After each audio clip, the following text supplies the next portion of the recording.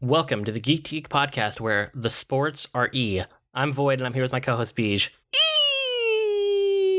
Exactly like that. Yes, that's what how I meant. sports. I was sportsing just now. Today we're talking about esports because a bunch of you asked us to talk about them, and I'm going to be honest, neither of us follow esports super closely, so this is probably going to be a shorter topic, but enough people asked that I figured we should, listen to our listeners and give you guys what you're after. So, esports and competitive gaming, it's a thing that exists. I mean, there are some new games out there that are kind of becoming more esports and are getting more traction, like Splatoon 2 or like Overwatch. There's older games like StarCraft 2, League of Legends, Heroes of the Storm, like Dota 2. I know Brood War still gets some.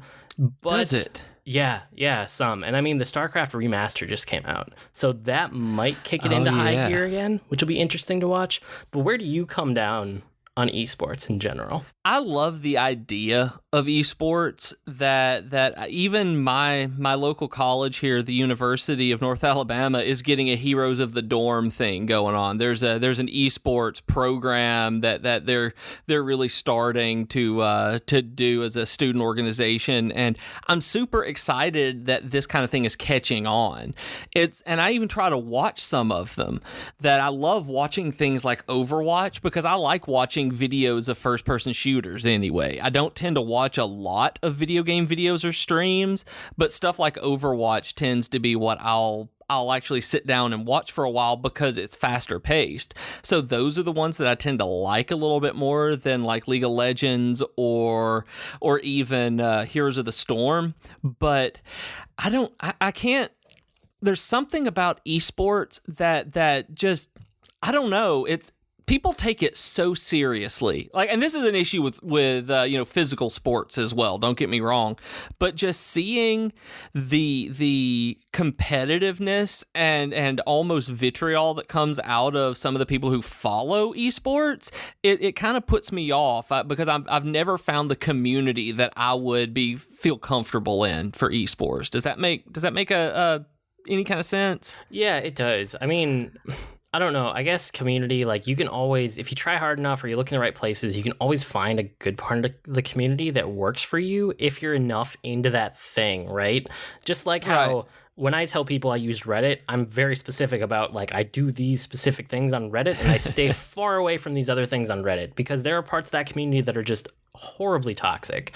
Yes. It's the same thing with any community that's big enough. There's esports community that's just negative, but I do get what you're saying. If you don't feel enough upfront interest in it, why would you ever dig deep enough to get into that community is probably what you're running into, right? Yeah, it really is, because I see people who I know that are super into it, that they follow individual players, they follow games, they follow individual tournaments and stuff like that. And one of the guys I used to blog with all the time, at Throne Gauntlet on Twitter, he got a full-time job reporting on esports, and he's very good at it, and it's fun to watch him get so excited about it, but I have no idea what he's talking about half the time whenever I check it out. And I've watched I've watched competitive streams that are just really cool to see the level of skill in these players that I will never have the time or physical reflexes to even approach.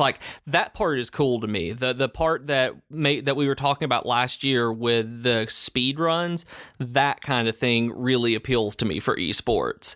It's actually the competition that puts me off of it. It's the absurd skill that makes me want to get invested in it. Yeah, I think for me, my main problem with getting into them is that I want to play games instead of watch them. Right. Unless it's something that I'm specifically looking up, like a strategy or a technique or something that I'm trying to learn about that game. But I don't want to just sit back and watch other people do it when I could be the one playing the game and having the fun. This is honestly my problem with watching professional sports too. I've never gotten into professional sports and I don't understand people who do, because it's if you're that passionate about the sport, go play it, don't sit back and just watch it. But I mean, that's just me. I know other people don't feel that way, and that's fine. But that's what I run into with esports also, is that if you're that passionate about Dota 2 or League of Legends or StarCraft 2, go play the game.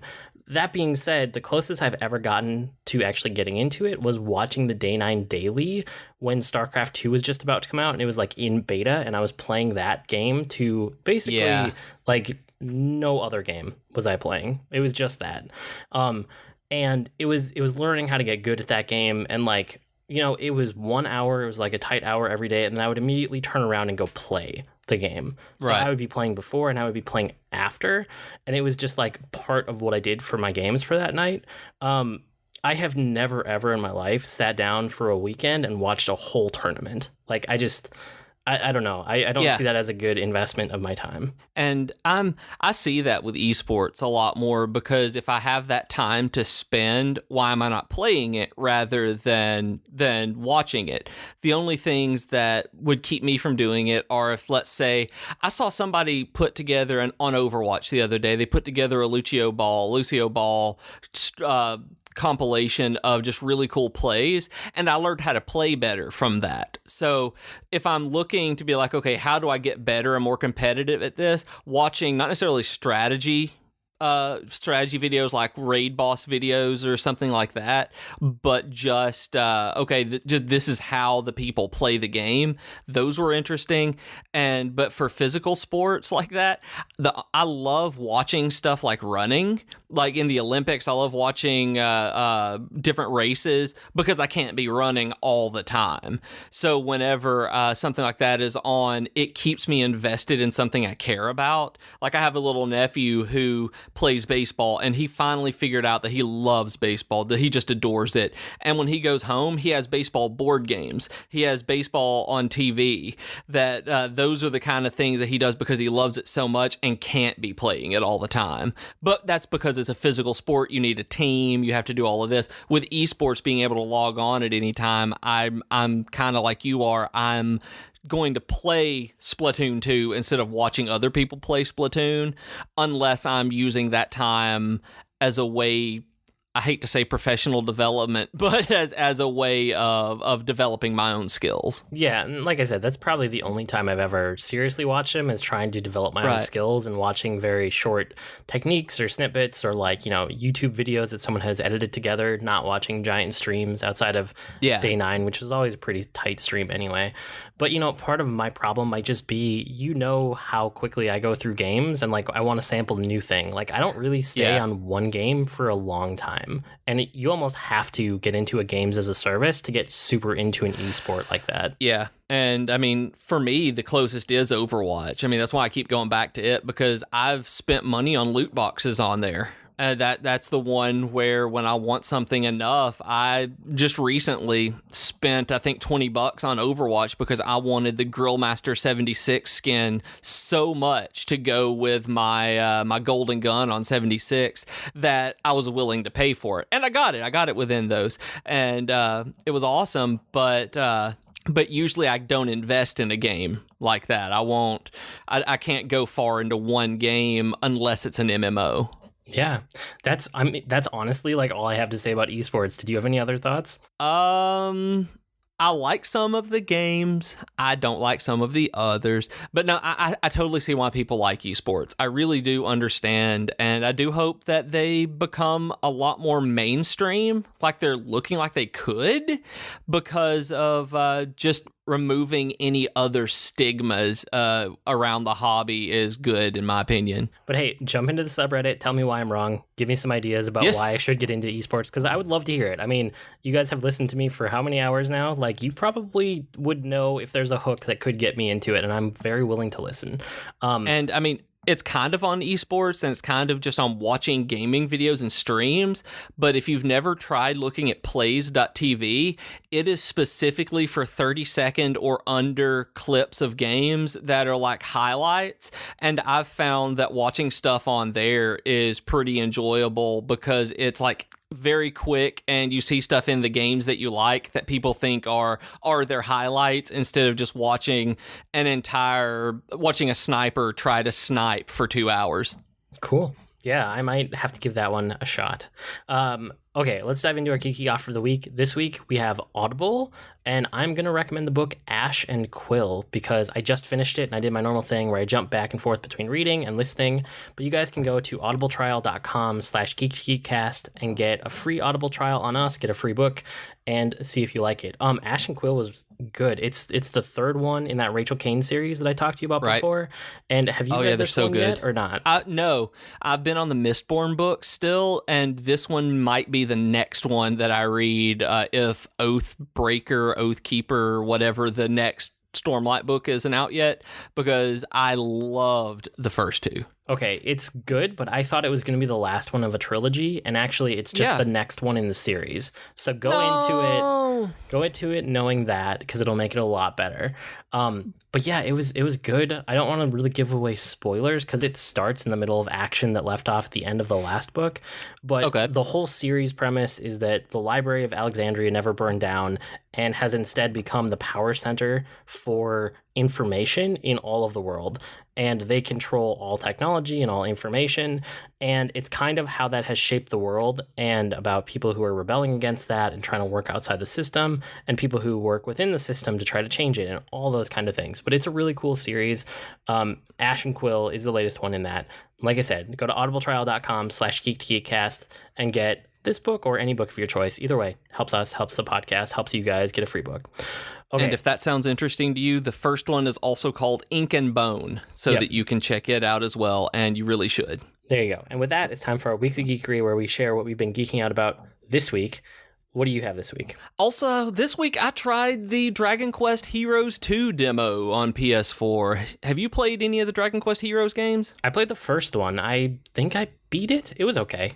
It was, I don't know, it's that Dynasty Warriors hack and slash game. Like, if you're not into that, then you're not going to be into this game. If you are and you like Dragon Quest, then maybe. That is as good as I can say, because I played it for maybe 5 minutes, and I wanted to bring it up because I wanted to talk to you about it, because that's what it felt like to me. I didn't know if the game ever got any more than the Dynasty Warriors feel, because it was just running around and hacking and slashing on slimes and different Dragon Quest stuff. The initial combat wasn't anything special, and it wasn't enough to make me even want to keep on playing. It just felt kind of generic, but it was pretty. Like, the game was super pretty. I loved the stylized graphics, but it felt like it was just a hack and slash kind of actiony Dynasty Warriors RPG stuff. No, I mean, that's exactly what it is. But those Dynasty Warrior games are anything that came out of that Dynasty Warriors formula, they all feel like that. Like, the actual moment-to-moment combat is not why you're in that game. You know, it's more for, like, the characters and defeating giant waves of enemies, and then the higher level strategy of learning, like, where you should be when, and like when to position your units different places. That comes in usually later in the game, so if you didn't play very far, you probably wouldn't have experienced that.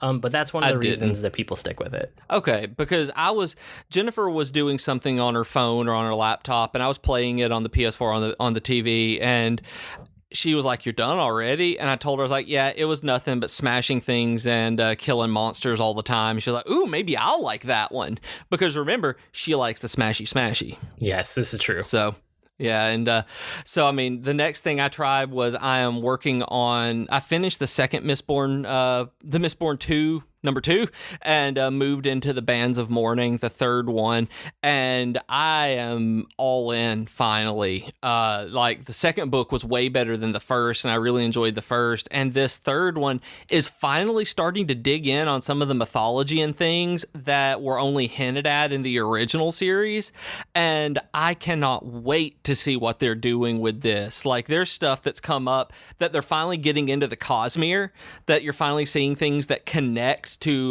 the greater universe that Brandon Sanderson does, and I'm interested to see if any of this, because these are fairly new books, if any of this is going to tie into the Stormlight archive at all and be able to see any of those connections. I don't know, it might. I did like book 2 and 3 of that second trilogy a lot, though. Those are probably my favorite 2 Mistborn books. They are very good. So if you guys are into the fantasy books like we are, because I'm 90 years old and I say, you're into the fantasy books, aren't you? You should definitely check out the Mistborn books, especially the second series. Read them all in order, and it has been a phenomenal experience for me. So yeah, the third one is great so far. I cannot wait to learn more.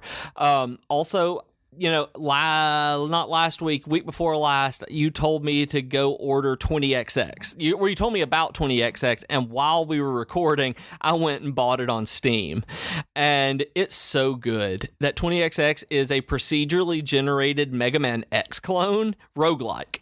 And it's awesome that this game is so much fun, that it's what Mighty Number 9 really should have been, and it is absolutely pretty, and is just gorgeous the way that the animations are. Even my wife will see me play this and look, I was like, that's pretty. I need to play that one. I want to play that when you're done. And we haven't had a chance for her to sit down and do it, but it is a lot of fun to play 20XX, and it gets so hard, and it took so long for me to realize how I haven't played a Mega Man game in probably 15 years, and it is a skill that I'm still learning. Relearning, yeah. I guess. I have been playing this one too. It's actually part of my weekly Geekery, so I'm still really liking it. It's such a good game. I'm so glad I picked it up. I'm curious, how far have you gotten on your longest run? I want to say either level 5 or 6. Okay. That is my longest right now. I've gotten to the last, well, I don't know if it's the last level, the last one in the normal procedural generations. I guess I don't know if there's like something after all the standard bosses, if there's like a final boss stage.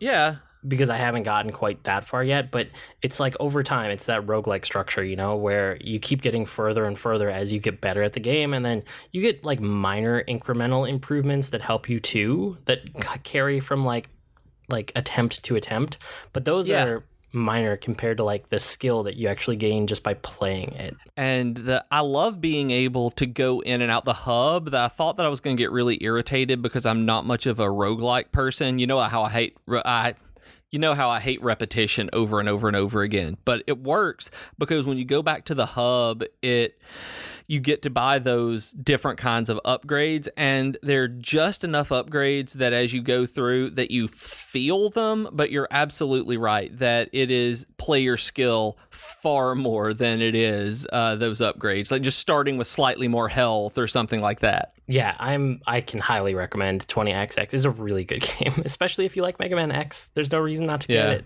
It's so good. Yeah, not at all. It's just fantastic. Yeah. So that was part of my weekly Geekery, and Ash and Quill that I already talked about. The other thing that I just picked up, but I don't have impressions of yet, is Mario plus Rabbids Kingdom Battle, because I'm really excited for it, because it's a turn-based strategy where Mario shoots guns. I don't know why. And it has Rabbids in it. It looks ridiculous, but it's also getting crazy good reviews, and I basically pick up anything with Mario in it. So next week, I'm sure I will have some thoughts on that one after I actually get to play it. Right. The other thing was I started teaching my kids how to play chess this last week. Awesome. Which was really, really fun. I got them like a starter set where it has the directions that the pieces can move on the back of each piece. Oh, have you ever seen those before? No, that's a wonderful idea. I had to learn from Microsoft Windows. I had to learn from the Windows chess on how they all moved. Yeah, they're really cheap, but they're really they're a really good way to learn, because it'll tell you how many spaces the piece can move, and then it gives you like the arrows to let you know which direction they can move. But yeah, never seen any of the pieces that do that. That's fantastic. Way better. Yeah, it's really fun to teach them new games, and I don't know, my son was very interested in chess, so I just grabbed it, because like I said, the beginner sets like that are cheap. They're not high quality. They're really cheap plastic that, you pick it up and it feels like a cheap board game component, but as long as they're having fun and they're learning, like, it's all good. Yeah, I mean, that's what you want. You want something they can mess with and don't feel like they're going to break it, and then they're going to become comfortable playing it and have good memories of it, instead of it being something really precious and rare that, Daddy told me I couldn't touch it. Chess is for not touching. Yeah, something like that. Yes, exactly. Something. Cool. Well, that's about it for this week. Super short episode this week. We'll pick a longer topic next time. I promise. That's not esports that we have more to say about. But you can write to us with comments, suggestions, or feedback. Our email address is geek2geekcast@gmail.com, or reach us on Twitter @geek2geekcast. We also have the longer discussion threads on the subreddit at reddit.com/r/geek2geekcast. And remember, we're part of a podcast network, and if you're not listening to all of the podcasts, head over to geek2geekcast.com to see if we have anything that you want to pick up. And you might want to listen to our newest podcast that we've picked up called Tea Time with Katie and Chelsea, a couple of wonderful ladies who are talking about geekdom that we don't get into, and sometimes we do, and they're just fantastic, and they want to be your friends too. So go be their friends. Yes, you should go listen to them. They're fantastic. I blog at agreenmushroom.com, and you can find me at grnmushroom. That's green mushroom without the E's on Twitter. And I'm on Twitter as @Professor Beej. That's Beej with 2 E's. And I'm back to blogging and podcasting at geekfitness.net. We've been Void Beej with your Geek to Geek podcast. That'll do it for this week. See you next week, geeks. Bye, geeks.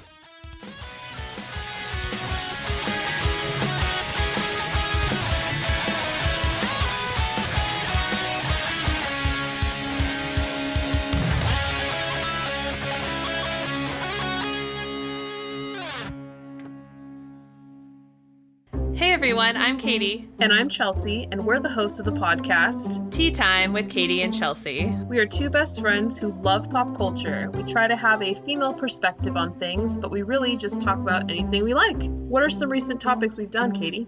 Well, we've talked about girl power songs, Wonder Woman, Veronica Mars, young adult fiction novels, San Diego Comic-Con, and so much more. So grab your cup of tea or whatever your drink of choice is and download our podcast on iTunes or Stitcher and start listening today.